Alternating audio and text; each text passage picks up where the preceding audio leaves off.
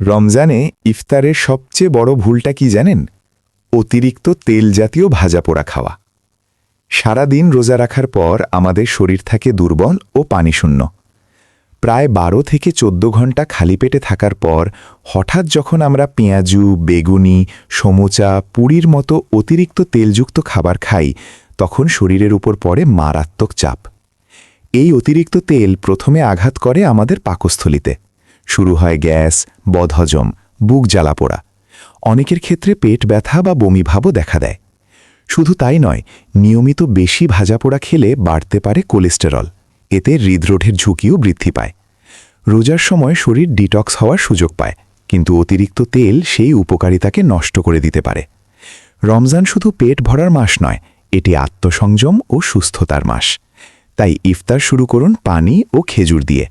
এরপর ফল, সালাদ, স্যুপ বা হালকা পুষ্টিকর খাবার বেছে নিন। ভাজাপোড়া খাবেন, কিন্তু খুবই সীমিত পরিমাণে।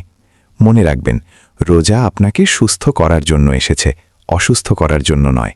সচেতন হন, সুস্থ থাকুন।